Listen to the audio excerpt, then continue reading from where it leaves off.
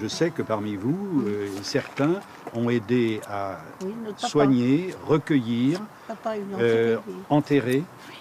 Dans les fosses communes d'abord. J'ai rencontré un monsieur qui a été chargé de mettre une palissade autour. Beaucoup de témoignages sont encore à recueillir à Chasselet. Bien sûr, monsieur. Oui. Il faut que ça se transmette tant qu'il y a encore quelques anciens qui peuvent en parler.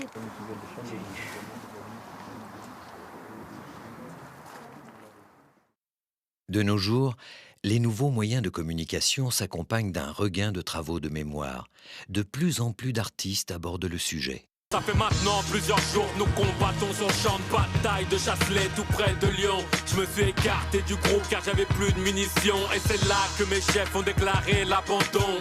J'ai simulé un cadavre parmi les corps dissimulés. Mes commandants blancs étaient humiliés. Séparer les chrétiens blancs de ces têtes de nègres. Voilà ce que Jean voit le monde d'un ton tristement funèbre. Et là, je les ai vus mitrailler les tirailleurs écrabouillés sous les tanks. Les corps qui respiraient encore, je les ai vus. Puis j'ai... Bon, bah tu vas reprendre à froid, Betty, à froid. Bon, tu fais les trois. Quelle femme, quelle mère est plus malheureuse que moi? Qu'est-ce qui arrive? Je ne savais pas qu'il existait un cimetière comme ça, quoi.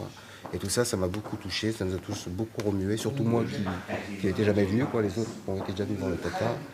Et donc là, j'espère que je vais être à la hauteur de ce que j'ai ressenti, quoi. Comme nous connaissons maintenant votre amour pour ces nègres, nous avons pensé vous faire plaisir en vous permettant de coucher avec l'un d'eux.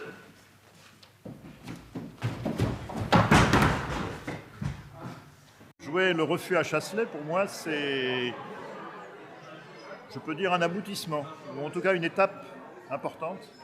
C'est le premier acte de résistance de Jean Moulin qui refuse de diffamer des tirailleurs sénégalais qui se sont battus à ses côtés.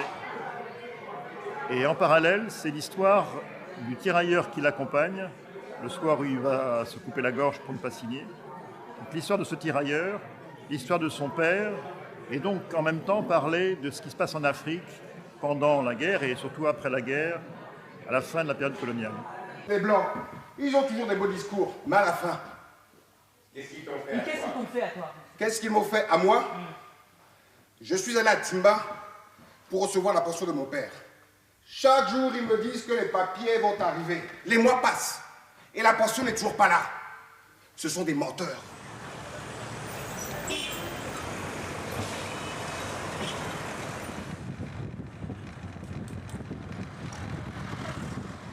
Pour entendre la voix des anciens tirailleurs sénégalais, il nous faut nous rendre en Afrique.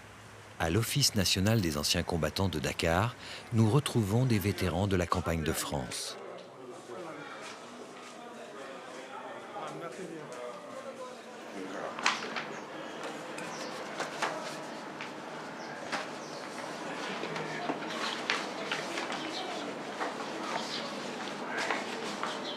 C'était la pagaille, c'était une pagaille formidable. On pouvait se battre avec les Allemands, et puis il y avait les civils avec nous. Il fallait les sauver, sauver les civils. Surtout les femmes et les enfants, il fallait les sauver. Il fallait les sauver. De Dakar, nous sommes partis à Marseille, de Marseille à Fréjus. On est resté là-bas pendant 2 ou 3 mois pour monter au front, vers la Somme. Nous avons fait la bataille de la Somme avant d'arriver de là-bas, qu'on nous a fait prisonniers. J'étais prisonnier pendant 3 ans avec les Allemands. Je connaissais ces gens-là, les Châtelet-là. C'était des prisonniers de guerre qu'on a massacrés avec des chars d'assaut. Avec des chars d'assaut.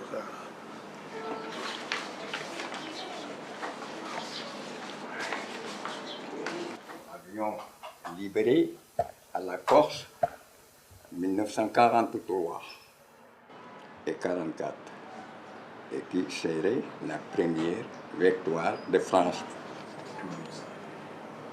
Et on peut se dire, parce que là, nous sommes ici, c'était en 1945. Là, quand on est venu ici, il y a le chef qui était là, qui s'attendait. En passant, ils s'allient. Aux batailles sur les sols de France et de l'Empire, ces anciens combattants ont eu à ajouter celles pour la revalorisation de leurs pensions gelées par la France en 1960. Malgré un rééquilibrage récent, c'est plus de 40 ans de différence de traitement qu'ils dénoncent aujourd'hui. On croyait qu'on nous donnait pendant, on allait nous donner, on allait faire un rappel de 1 an ou bien de 2 ans au moins. Ils nous ont donné que 6 mois, 3 mois, 4 mois, 5 mois de rappel de chaque jour. Maintenant, avec Chirac, ce qu'il a dit, bon, ils seront alignés avec les Français. Moi, je ne sais pas comment les Français gagnent, je ne sais pas.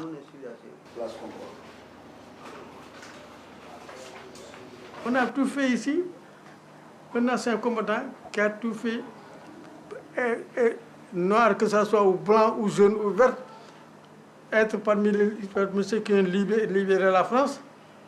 Alors, on nous refuse des visas, on nous refuse des visas pour partir en France. On a libéré du parti de la France, on nous refuse des visas pour partir en France. Est-ce que ça, ce n'est pas raisonnable?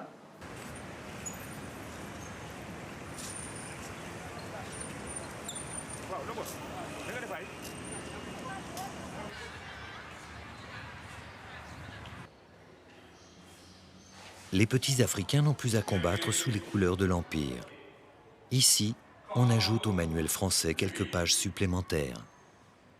On enseigne donc les tirailleurs sénégalais aux élèves de collège au niveau de la classe de 3e. La leçon numéro 19 sur 22 leçons, bon, ce qui est une leçon un peu que l'on fait la plupart du temps, donc je n'ose pas dire en catastrophe, mais dans le dernier ou les 2 derniers mois de l'année scolaire.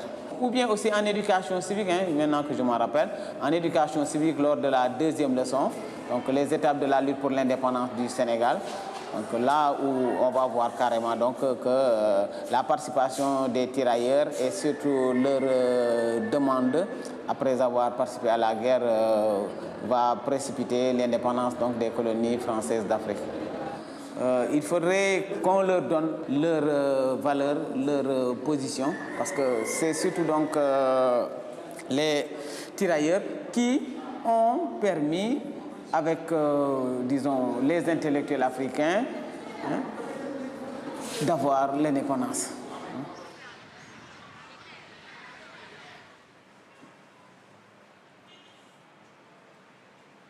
Faidherbe proposa à l'empereur Napoléon qui crée un bataillon d'infanterie indigène, plus connu sous le nom de bataillon de tirailleurs sénégalais. Nous allons voir comment les tirailleurs étaient recrutés. Le musée des forces armées de Dakar retrace une histoire de l'armée nationale qui donne une place importante aux tirailleurs de l'Afrique occidentale française.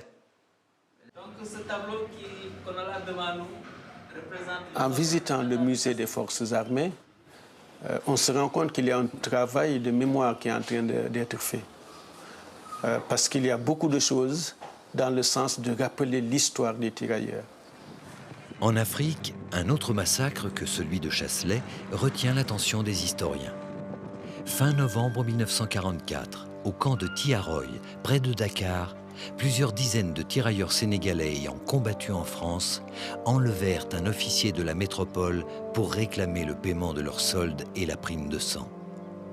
Dans la nuit du 30 novembre, des ordres furent donnés par l'état-major français pour que d'autres tirailleurs matent la rébellion dans le sang.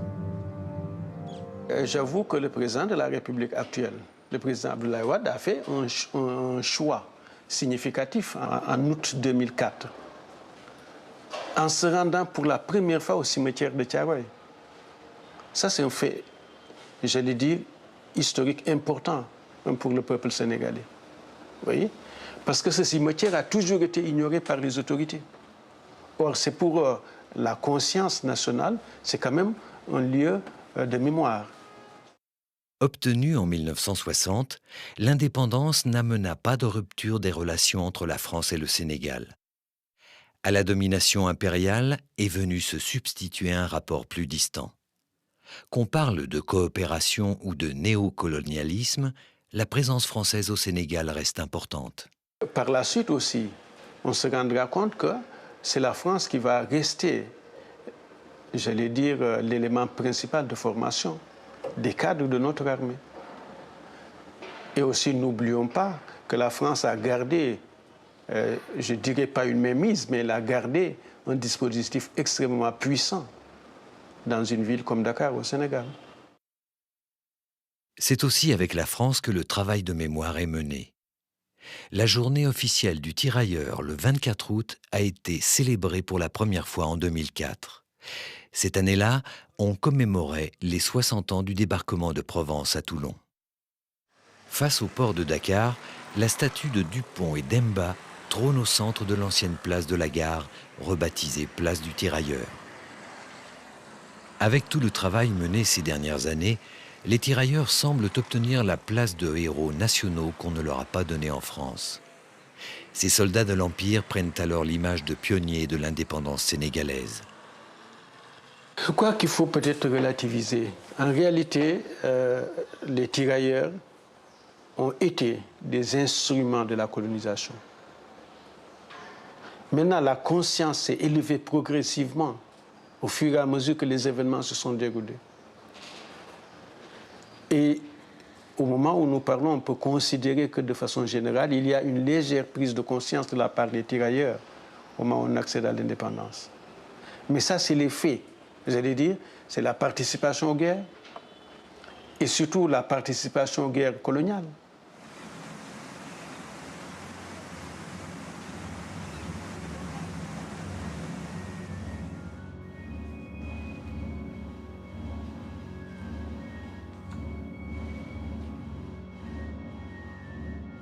Alors que fleurissent les discours sur les aspects positifs du colonialisme et autres repentances coloniales, cette nécropole nationale est de plus en plus visitée.